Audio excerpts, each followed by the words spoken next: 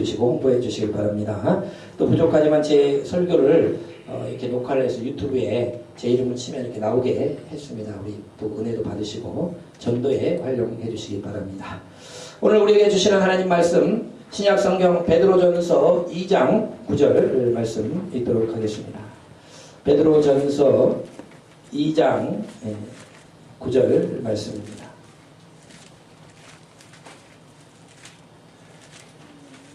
신약성경 379면에 있습니다.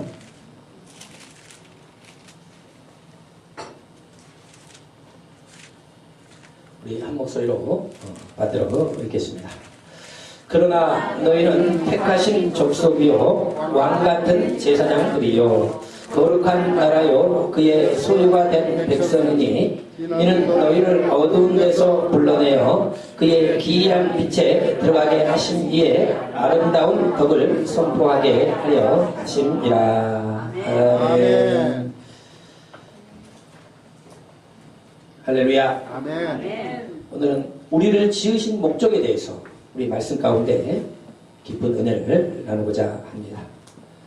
여러분, 하나님께서는 왜 우리를 지으셨을까요?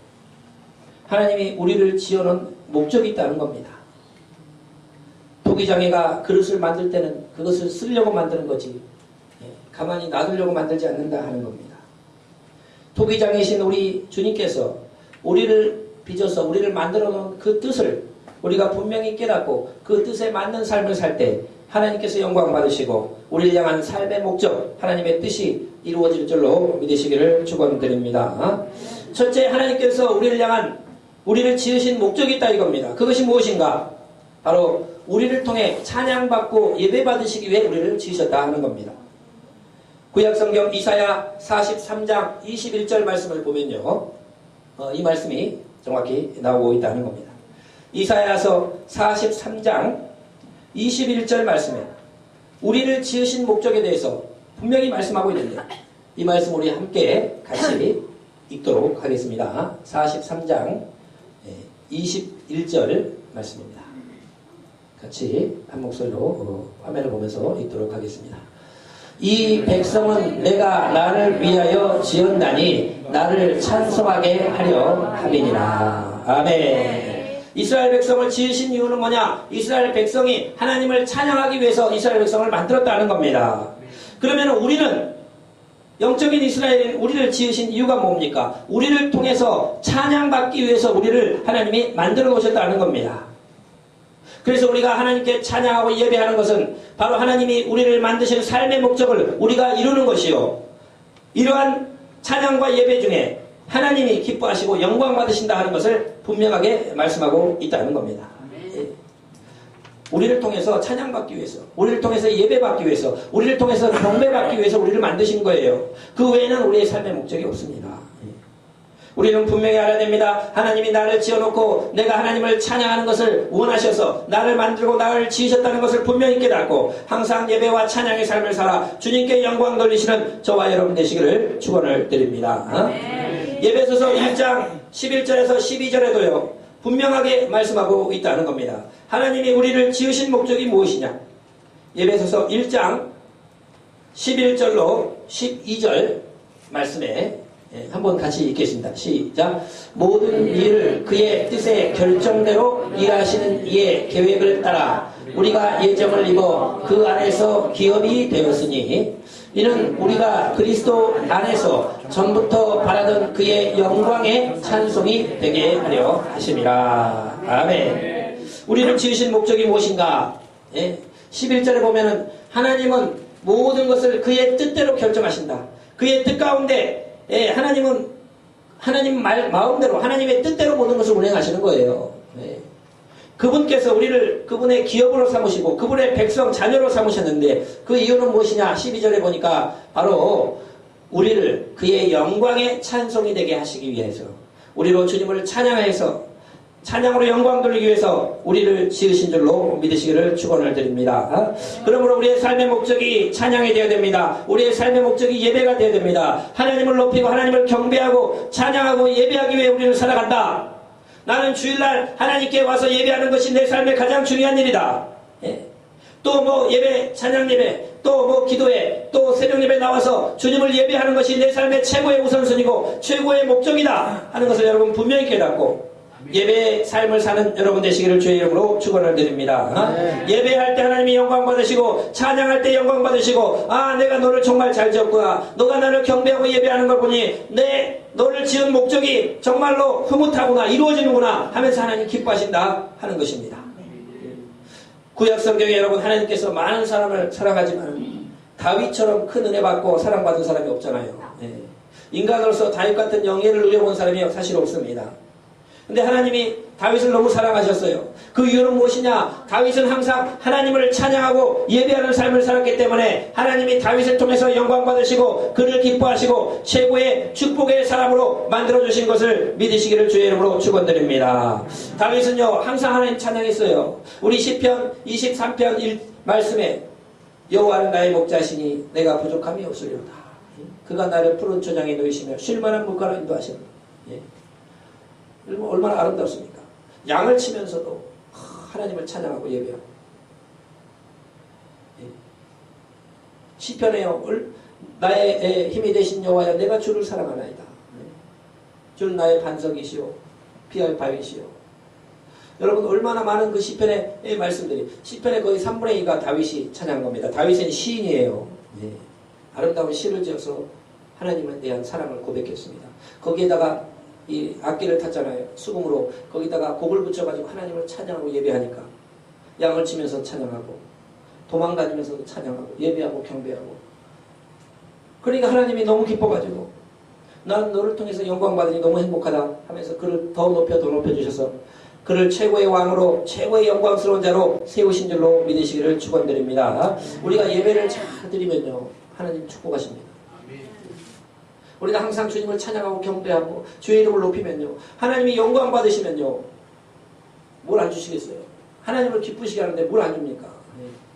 받기 위해서 하는 건 아니에요. 그런데 하나님 너무 사랑하기 때문에 그분을 높이고 찬양할 때 하나님이 영광 받으시고 우리를 향한 삶의 목적이 이루어지게 되는 줄로 믿으시기를 축원드립니다.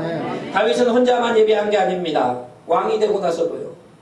다른 사람 왕이 됐으면 뭐 했을까요?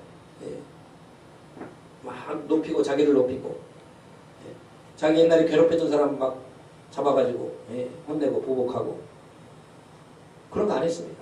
왕이 되고 나서 제일 먼저 바로 하나님의 언약궤가 블레셋에서 빼앗겼다가 다시 돌아오게 했는데 기한 여리하림에 20년간 거기 있는데 십계명의 두 돌판을 담은 하나님의 언약궤, 이스라엘의 최고의 보물, 하나님의 임재가 있는 그것이 지금 기럇 여리하림 아비나답의 집에 20년 동안 방치했는데 그것을 빨리 갖고 와가지고 예루살렘 성에 내가 준비해놓은 곳에 두고 내가 하나님께 예배하고 찬양하기 위해서 사람들을 막 모아가지고 그걸 가져오잖아요.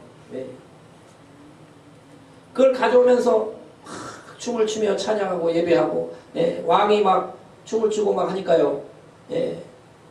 뭐 사람들이요 뭐 끽끽 웃는 사람도 있었을 거고 그러지만 너무 기뻐가지고 그 몸이 막 들어갔다 그러잖아요. 막 옛날에 옷이 좀 허접하니까 막 찬양하고 하니까 막 몸이 다 들어간 거예요. 그걸 보고 그 사울의 딸 미갈이 창문에서 내려보다가 얼마나 무시를 합니까? 그랬더니 다윗이 나는 하나님 앞에 찬양한 것이고 내가 하나님을 기뻐하니까 당신 아버지의 왕위를 뺏어가지고 나한테 줬는데 그 여종들이 나를 보고 비웃은다 할지라도 나는 기뻐서 하나님을 찬양한다고. 당신 나한테 그런 말 했으니 나는 이제 당신하고 같이 안 산다고. 그렇게 하잖아요. 그래서 여러분 하나님을 찬양하고 높이는 그 다윗이 자기만 찬양한 게 아닙니다. 성가대를요 4,000명을 세웠잖아요. 성경에 레위인들 4,000명을 성가대를 세워놓고 순본을 돌아가면서 24시간 찬양하고 예배하게 만들어 놓은 거예요. 그래 저녁에 자기가 업무 보다가 궁궐에 피곤해가지고 이렇게 바라보면 저녁에도 예배하는 레위인들을 세워서 계속 예배하고 찬양하고 하나님을 높이게 만들어 놓으니까 하나님이 얼마나 기뻐하십니까? 그래서 시편에 밤에 여호와를 찬양하는 무리여 뭐 그런 구절이 나오고 그런 이유도 아닌 겁니다. 그냥 24시간 찬양하게 만들어 놨어요. 성전 문지기를 4,000명을 세워가지고 하나님의 성전을 지키도록 막 그렇게 만들어 놓으니까 하나님의 일을 얼마나 흥왕되게 만들어 놨던지 하나님이 너무 기뻐가지고 그를 통해 영광 받으시고 시편의 3분의 2 가까이를 그 아름다운 사랑의 노래를 하나님께 고백하고 그 음악을 만들어가지고 하나님을 찬양하고 높이니까 하나님이 그를 최고의 사람, 최고의 축복의 사람으로 만들어준 줄을 믿으시기를 축원드립니다. 예배가 여러분 하나님을 기쁘시게 하는 겁니다. 다른 거 없어요. 모여서 예배하고 찬양할 때 하나님이 영광 받으시고 하나님 이 자리에 하나님의 은혜가 있고 축복이 있고 하나님의 놀라운 은총이 예배 가운데 임하는 줄로 믿으시기를 바랍니다. 천국에 가서도 마찬가지입니다. 천국 가서 뭐 할까요? 그냥 하나님을 찬양하는 거예요. 이 땅에서는 정말 우리가 영적으로 주님을 만나지만 천국 가면 하나님을 직접 본다 그러잖아요. 얼굴과 얼굴을 맞대고 보고 하나님이 나를 알고 계신 것처럼 나도 하나님을 알게 되는 그 순간이 그 천국에 올라가 가지고 뭐 하느냐? 밤낮 하나님을 찬양한 겁니다. 그분 앞에서 정말 그 발 앞에서 엎드려 경배하며 찬양하며 그분의 얼굴을 보며 영원히 찬양하는 것이 바로 우리의 일이다 하는 것입니다. 요한계시록 4장 8절 말씀 보면 찬양에 대한 천국에서 어떻게 찬양을 드리는가? 내 생물, 내 천사가 하나님 주위에서 하나님을 쉼없이 찬양하는데 그 장면이 나와 있다는 겁니다. 요한계시록 4장 8절 같이 읽겠습니다. 내 생물은 각각 6날개를 가졌고 그 안과 주위에는 눈들이 가득하더라. 그들이 밤낮 쉬지 않고 이르기를 거룩하다 거룩하다 거룩하다 주 하나님 곧 전능하신 이여 전에도 계셨고 이제도 계시고 장차 오실 이시라. 아멘. 내 생물은 내 천사입니다. 하나님 주위에 있는 내 그룹의 천사, 내 생물이라고 합니다. 그룹이라고 하고 그 천사가 밤낮 쉬지 아니하고 하나님께 거룩하다 거룩하다 거룩하다 주 하나님 전능하신 이여 전에도 계셨고 이제도 계시고 장차 오시리라 하면서 하나님을 계속 찬양드린다는 겁니다.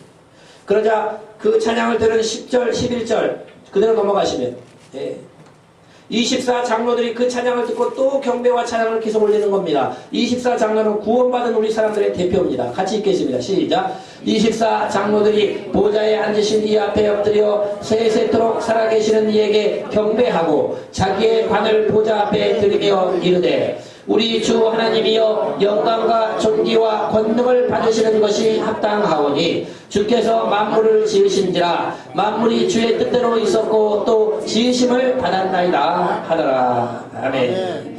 그 네 그룹 네 천사가 찬양하니까 그 밑에서 24장로들이 자기한테 이 땅에서 영광스럽게 살았기 때문에 주님을 잘 섬겼기 때문에 받은 그 면류관을 그 관을 갖다가 다시 하나님 보좌 앞에 내려놓으면서 그 앞에서 찬양을 드린다 하는 겁니다.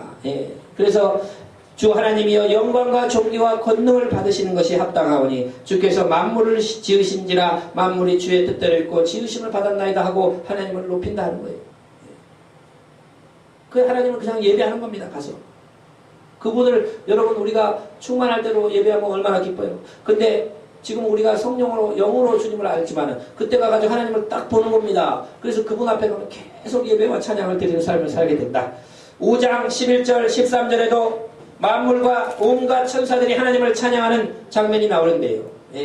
같이 한번 5장 읽도록 하겠습니다. 11절 시작. 내가 또 보고 들음에 보좌와 생물들과 장로들을 둘러선 많은 천사의 음성이 있으니 그 수가 만만이요 천천이라. 그 음성으로 이르되 죽임을 당하신 어린 양은 능력과 부와 지혜와 힘과 존귀와 영광과 찬송을 받으시기에 합당하더라. 13절 까지. 내가 또 들으니 하늘 위에와 땅 위에와 땅 아래와 바다 위에와 또 그 가운데 모든 피조물이 이르되 보좌에 앉으신 이와 어린 양에게 찬송과 존귀와 영광과 권능을 세세토록 돌릴지어다. 아멘. 모든 만물이 모든 수없는 천사들이 모든 피조물들이 하나님을 찬양할 때 주님에게 하나님과 예수님께 능력, 부와 지혜, 힘과 존귀, 영광, 찬송을 받으시며 세세토록 계신 분을 계속 예배하고 찬양하는 것이다 하는 겁니다. 7장 9절에서 12절 말씀 보면 이제 구원받은 무리들이 또한 주님을 찬양한다 하는 겁니다. 7장 9절에서 12절 같이 읽겠습니다. 시작. 이 일 후에 내가 보니 각 나라와 족속과 백성과 방언에서 아무도 능히 셀 수 없는 큰 무리가 나와 흰옷을 입고 손에 종려가지를 들고 보좌 앞과 어린 양 앞에 서서 큰 소리로 외쳐 이르되 구원하심이 보좌에 앉으신 우리 하나님과 어린 양에게 있도다 하니 모든 천사가 보좌와 장로들과 내 생물의 주위에 서 있다가 보좌 앞에 엎드려 얼굴을 대고 하나님께 경배하여 12절 이르되 아멘 찬송과 영광과 지혜와 감사와 존귀와 권능과 힘이 우리 하나님께 세세토록 있을지어다. 아멘. 계속 찬양한다는 겁니다. 예. 하나님 보면 그냥 천국 가서 결국은 하나님 앞에 찬양하고 예배하는 거예요. 여러분 그러면 이 땅에서도 우리가 하나님을 예배하는 게 우리 삶의 목적이 돼야 돼요. 주일날이 오면 막 기다려야 됩니다. 내가 가서 예배하는 내 삶의 목적이. 토요일부터 막 준비하고요. 옷도 잘 좋은 것으로 다 입고 와가지고 오늘 이게 예배하는 게 내 삶의 목적입니다. 하고 영광과 찬송과 존귀를 올려드릴 때 하나님이 영광 받으시고 내가 너를 참 잘 지었구나 이렇게 하신다는 거예요. 여러분 항상 예배를 제일 중요시 여기고 예배를 통해 주님께 영광 돌리는 저와 여러분 되시기를 축원을 드립니다. 두 번째 주님이 우리를 지으신 목적이 무엇인가? 바로 우리를 통해서 하나님을 자랑하고 선전하고 선포하기 위해서 우리를 지으셨다 말씀하고 있다는 겁니다. 오늘 본문 말씀 베드로 전서 2장 9절의 말씀에 보면요. 하나님이 우리를 지으신 목적이 뭐냐? 우리를 통해서 그의 아름다운 덕을 선포하고 선전하기 위해 지었다 하는 거예요. 한번 같이 읽겠습니다. 그러나 너희는 택하신 족속이요 왕같은 제사장들이요 거룩한 나라요 그의 소유가 된 백성이니 이는 너희를 어두운 데서 불러내어 그의 기이한 빛에 들어가게 하신 이의 아름다운 덕을 선포하게 하려 하심이라. 아멘. 우리를 왕같은 제사장 또 택하신 족속 거룩한 나라 그의 소유된 백성을 불러내신 이유는 뭐냐? 우리를 통해서 하나님을 그 기이한 빛에 들어가게 하신 그의 은혜와 덕을 선포하기 위해서 선언하기 위해서 예전 성경에는 선전하기 위해서 우리 입을 열어서 주님을 모르는 사람들에게 자랑하고 다니는 그런 것을 위해서 우리를 짓고 구원하고 만들었다 하는 것이다 하는 겁니다. 여러분 우리의 삶의 목적은요 하나님께 가서는 예배하고 사람들을 만나서는 예수님을 전하는 것이 바로 하나님의 뜻이요 우리를 지으신 목적이 되는 것입니다. 예. 그래서요 우리는 사람들 만나서요 이야기를 자꾸 해야 돼요. 내가 이런 사람이었는데 하나님이 나한테 이런 은혜를 주셔가지고 내가 지금 이렇게 됐노라. 나의 그 받은 은혜를 간증하고 예수님 안 믿는 사람에게는 예수님 믿자고 주님이 어떤 분이라고 자랑하고 간증하고 주님을 자꾸 드러내고 주님을 자꾸 전하는 삶을 살았을 때 하나님께서 내가 참 너를 잘 만들었구나. 예. 너를 만든 목적이 이루어지는구나. 너무 행복하구나 하고 축복하신다 하는 겁니다. 예. 여러분 하나님께서 여러분 우리 사람도요 누가 자꾸 나를 선전해주고 나를 자랑하고 다니면요 예. 얼마나 기쁩니까? 감사합니까? 예. 없어도 뭐라도 하나 떡이라도 하나 더 주고 싶지 않습니까? 예. 누가 나에 대해서 좋은 말을 자꾸 하고 다닌다고 들어보세요. 예. 예. 돈이라도 주고 싶죠. 예. 하나님도 마찬가지예요. 자꾸 사람들에게 하나님 전하고 다니고 주의 은혜 전하고 다니고 그 은혜 전파하고 선전하고 다니면 하나님이 너무 기뻐가지고요. 야 정말 내가 너 잘 만들었다. 예. 네 소원이 뭐냐? 예. 내가 너를 만든 목적이 난 다 너무 행복하다. 다 이루어지는 것 같구나. 이렇게 기뻐하신다는 겁니다. 여러분 그러므로 우리는 항상 어디를 가든지 예수님 이야기하고 복음 전하고 전도하고 선교하고 여러분 이런 뜻을 이루어갈 때 주님께서 기뻐하시고 우리를 향한 삶의 뜻이 이루어질 줄로 믿으시기를 축원드립니다. 네. 부족하지만 저희는 우리 사모와 저와 이렇게 전도사님과 와가지고 이제 기도를 하고 1시간 정도 그렇게 기도를 하고 전도지를 들고요 무조건 나갑니다. 시장도 가고 지하철도 가고 뭐 이렇게 아파트도 가고 이게 거의 습관적으로 나갑니다. 그 전도제는요 우리 전도제는 아주 복음에 대해서 명확하게 적어놨어요. 구원받는 유일한 길 예수님하고 제목을 이렇게 크게 박아가지고요 예수 안 믿으면 안 된다는 것을 분명하게 성경 말씀 6구절을 탁 때려가지고 예수님 외에는 구원받을 길이 없고, 그리고 한 3번쯤에는 예수님 안 믿으면 지옥 간다고 딱 집어넣어가지고, 성경 말씀 딱 지옥 넣어가지고, 복음의 핵심이죠. 근데 1번부터 예수님 안 믿으면 지옥 간다고 하면 막 거부감이 있으니까 살짝하게 한 3번 정도에 딱 넣어가지고, 읽다 보면 이제 딱 발견하는 거죠, 자기가. 예수 믿으면 천국 간다고 5번에 딱 집어넣어가지고. 이 사람들이요, 이거 받으면요, 잘 안 버립니다. 신기해요. 뭐, 아주 이게 고급스럽게도 돈을 주고 만들었지만은, 거기 하나님 말씀이 딱 들어있잖아요. 그러니까 사람들은 종교심이 있어요. 그래서 딱 받아, 그 말씀, 하나님 말씀이 있으니까 쉽게 땅에 안 버리더라고요. 한 100사람 나눠주면 한 두세 사람이나 버릴까? 안 버립니다. 딱 접어갖고 집에 가져가든지, 집에 가서 뭐 읽고 놔두더라도 잘 안 버리더라고요. 그럼 그 사람들이 가서 조금이라도 읽어본다는 얘기예요. 그러면은, 성경 말씀, 구절들 보면서, 예수님 꼭 믿어야 구원받는구나. 예수님 안 믿으면 나중에 지옥 가네. 예수 믿고 천당 가고, 예수님 믿으면 죄사함 받고, 하나님 자녀 되고. 이것을 말씀대로 성경 말씀을 탁탁탁 읽으면서, 나도 믿어야 되겠구나. 언젠가는 믿어야 되겠구나. 그런 생각을 하게 된다는 겁니다. 그러니까 여러분, 얼마나 이게 행복하냐 이거예요. 사람들 만나가지고 예수님 이야기하고, 천국 이야기하고, 구원 이야기하고, 영생 이야기하고.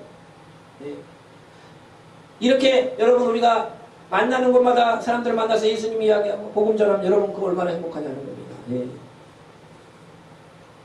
예전에 그 어느 목사님이 그 공부를 되게 잘하셨어요. 근데 이제 자기 친구들이 판검사가 된 친구들이 있어가지고 찾아간 겁니다. 오랜만에 이제 복음도 전하고 친구들은 어떻게 사는가 해서 찾아갔는데 이제 검사를 찾아간 거예요. 검사 친구를. 근데요, 그 이제 바쁘다 그래가지고 그 사무실로 찾아갔는데 검사가 이제 그 도둑하고 또 범죄한 사람하고 막 싸우고 막 이렇게 하다가 나오는데 이 범죄한 죄진 사람이 그 검사 나가는 뒤에 뒷공문에 대고 너 감옥에서 나오면 너 죽여버리겠어 이렇게 하는 소리를 들은 거예요. 그래가지고 이거 무서운 겁니다. 그래가지고 이 목사님이 가만히 보면서 검사보다는 목사님이 더 좋은 직업이다. 그랬다는 겁니다. 어쩔 수 없이 그거 이제 하지만 죄를 잡아내기 위해서 하지만 이 범죄자를 맨날 만나고 죄진 사람만 만나고 그 사람이 죄를 넣어도 나가면서 너 나오면 죽여버릴 거야 막 하면서 소리 지르고 가로대 뒷공문이 하고 나오는데 나는 그때 이렇게 목회자에게 목사님이 됐지만 가서 좋은 얘기만 하고 다닌다는 거. 예수님 믿자. 천국 가자. 기도하면 축복 받는다. 사람들 격려하고 위로하고 하나님 널 당신을 사랑합니다. 교회 안 나온 사람 찾아가 신방하고 열심히 믿자. 막 좋은 이야기만 하고 다니. 이 목회자가 얼마나 복된 직업인가 자기가 새삼 생각했다는 거예요. 그때는 친구들을 부르고 했는데 가만히 보니까 아니더라 이겁니다. 가보니까 현장에. 여러분 우리는요 가서 복음 증거하고 예수님처럼 사람들 만나면 예수님 얘기하고 교회 안 나온 사람 있으면 찾아가지고 교회 가자고 권면하고 주님이 나한테 어떤 은혜 베풀으신지 예수님 자랑하고 여러분 그거 하나님께서 위에서 보실 때 얼마나 예쁘시겠어요. 나 선전하고 다니는데 나 자랑하고 다니는데 그래서 여러분 우리가 항상 이 전도와 선교의 삶을 살고 주님의 복음을 전하는 삶을 주님의 아름다운 덕을 선전하고 다니는 여러분 되시기를 축원을 드립니다. 이 땅에 있으면 여기서 계속 전도하고 또 선교도 마찬가지예요. 우리나라는 많이 믿지만 안 믿는 나라가 있잖아요. 예수님 믿기가 너무 힘든 나라들. 그 나라에 찾아가가지고 복음 전하고 전도하고 선교하고 영혼 구원에 앞장서야 된다는 겁니다. 선교학자들의 말에 의하면 예수님이 마태복음에 이 천국 복음이 모든 민족에게 전파된 후에 내가 오리라 그랬거든요. 예수님의 재림은 언제 오느냐? 모든 민족에게 복음이 증거된 다음에 바로 오시는 거예요. 근데 선교학자들이 이야기하기를 앞으로 2030년 정도 되면요 안 전해진 지역이 없을 거다 분명히 이야기합니다. 요즘 뭐 스마트폰이 나온 시대잖아요. 그때 뭐 30년 전에 그런 이야기 한 거예요. 앞으로 10년, 20년 전에 한 이야기입니다. 더 빨리 되겠죠. 현재 가장 복음이 안전해진 지역이 어딘가라고 봤을 때 인도에 그 산 속에 살고 있는 그런 족속들이 있다는 겁니다. 인도에 뭐 50몇 개 종족들이 있는데 인도의 그 산 속에 살고 있는 그런 종족들은 그것도 뭐 몇 억인가 되나 봐요. 예. 인도가 13억이잖아요. 그 사람들 성경이 이제 또 번역되고 있고 그런 사람들이 가장 지금 늦게 받고 있고 지금 전파된다 하는 겁니다. 물론 이제 이슬람 지역은 아주 이제 무섭죠. 하지만 근데 앞으로 이 속도가 되면은 2030년이면 거의 다 복음이 전도된다는 거예요. 그렇게 하면은 이제 주님의 재림이 임박하고 마지막 그 7년 대환란과 그리고 예수님의 그 재림이 나오잖아요. 요한계시록에. 그러니까 여러분 우리는 어쨌든 예수님 전하고 복음 전도해서 영원권에 앞장서서 하나님의 아름다운 덕을 선전하고 다녀서 주님의 우리를 만드신 사명을 이루어가는 저와 여러분 되시기를 축원을 드립니다. 마지막으로 주님이 우리를 지으신 목적이 뭐냐? 바로 예수님 안에서 선한 일을 위해서 우리를 지으셨다. 분명히 말씀하고 있습니다. 에베소서 2장 10절 말씀 보면 우리를 지으신 목적에 대해 분명히 말씀을 주고 계십니다. 같이 한번 읽도록 하겠습니다. 에베소서 2장 10절 말씀입니다. 같이 한 목소리로 읽도록 하겠습니다. 우리는 그가 만드신 바라 그리스도 예수 안에서 선한 일을 위하여 지으심을 받은 자니 이 일은 하나님이 전에 예비하사 우리로 그 가운데서 행하게 하려 하심이니라. 아멘. 우리를 지으신 목적이 뭐냐? 예수님 안에서 선한 일을 위해 우리를 지었다. 이렇게 말씀하고 있다는 겁니다. 여러분, 주님 믿는 사람은 예수 그리스도의 빛을 받아서 선한 사업에 힘써야 된다는 거예요. 우리가 이 땅에서 선한 일을 감당하면은 그것을 통해서 예수님 믿는 사람이 다르구나. 예수님 믿는 사람이 아주 정말 착한 일을 선한 일을 많이 하는구나. 이런 좋은 그 선한 일을 통해서 하나님께 영광 돌리고 그들이 주님 앞에 돌아올 수 있어야 된다는 겁니다. 여러분 기독교의 우리 고전 중에 하나인 예수님이라면 어떻게 하실까? 그런 책이 있어요. 여러분 나중에 한번 읽어보세요. 저도 그것을 한 20대 때 읽고 너무 참 감동을 많이 받았습니다.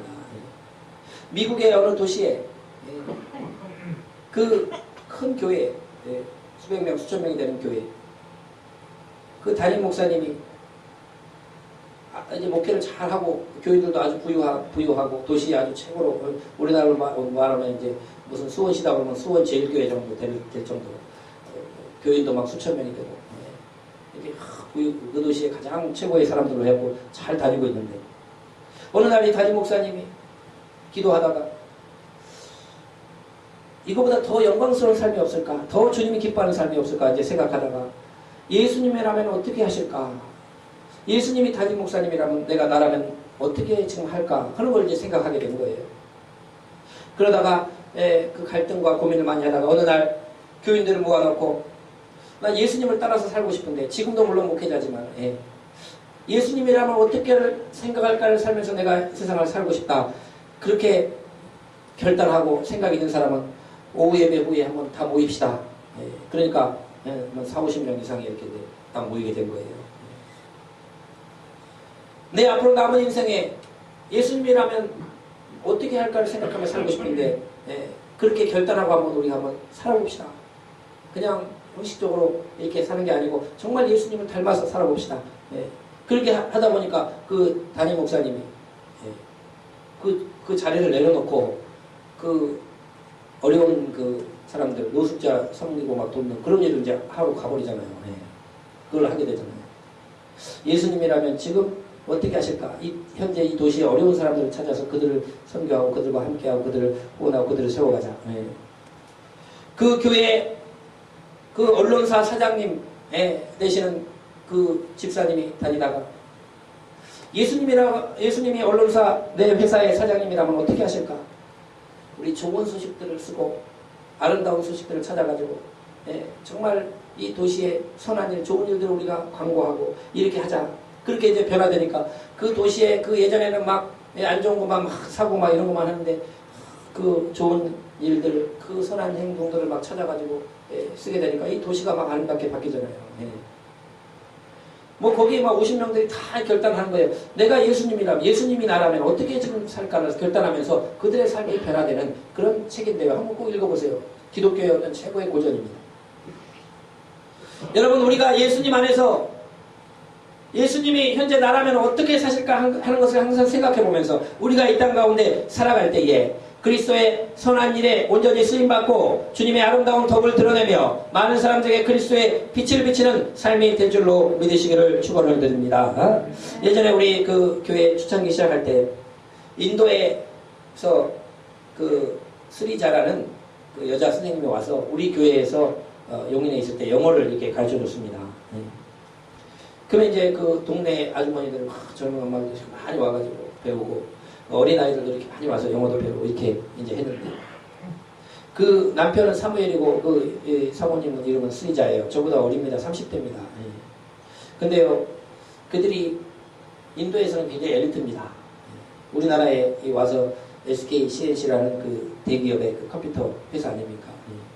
거기에 와가지고 거기서 다닐 정도면 인도에서는 완전 엘리트인 거예요. 컴퓨터도 아주 능숙하고 뭐 영어부터 다 되잖아요. 근데 그분 이제 그 부인이 와서 영어를 가르쳐줬어요. 남편은 그 회사를 다니고 아주 신실한 신앙인들입니다. 그렇게 이제 잘 하다가 이제 인도로 한 6년 살다가 인도로 돌아갔는데 그들이 인도에 가서 뭘 하는가 했더니 자기 아는 목사님이 고아원을 운영을 해요. 근데 고아들이 한 100여 명 되는 고아원을 운영하는 그 목사님 예전부터 알고 지냈다는 거예요. 거기 가서 이제 돕는 사역을 하겠다 하는 겁니다. 자기 직업들 다 내려놓고.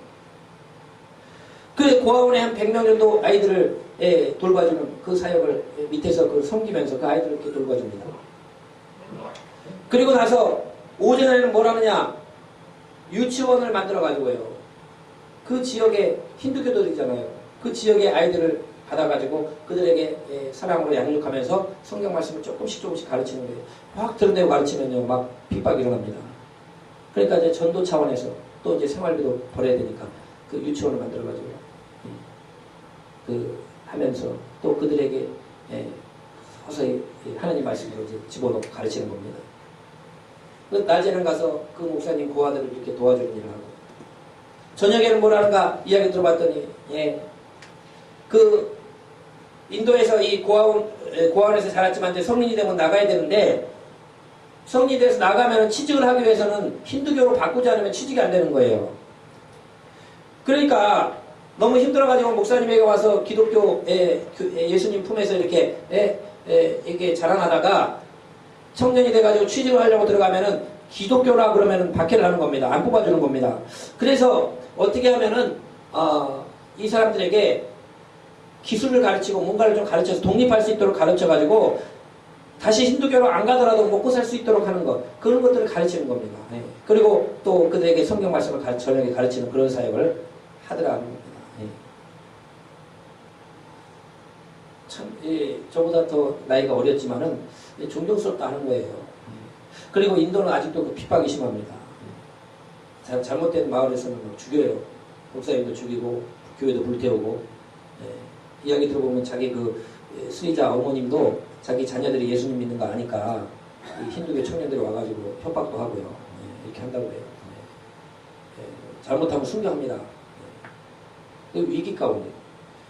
그런데 고아원을 운영하고 그러면 그건 말 안 해요. 그건. 왜냐하면 좋은 일을 하잖아요. 그 사람들을 고아들을 키워주니까 그런 데에 대해서는 힌두교 사람들도 감사해야 하고 해코지를 안 한단 말이에요. 그러니까 이제 이렇게 선한 일을 하면서 복음전도 하면서 이렇게 하는 그런 모습들을 보고 정말 지금 요즘에 그 우리 기독교 우리가 지금 우리는 좀 많이 좀 약해지는 점 많잖아요. 좀 세속화되고. 근데 중국이나 인도나 이런 데는 막 핍박을 받으면서 믿음생활 우리 그 일제시대나 우리 그 60년 70년대 그 순수한 그 믿음들이 그들에게 지금 있잖아요. 그러니까 막 자기 직업을 내려놓고 선교하고 막 고아원을 돕는 사역을 하고 핍박 가운데서도 인내하면서 가르치고 정말 순수하게 믿음생활을 하더라고요. 자기들 잘 먹고 잘 살려면 더 살 수 있죠.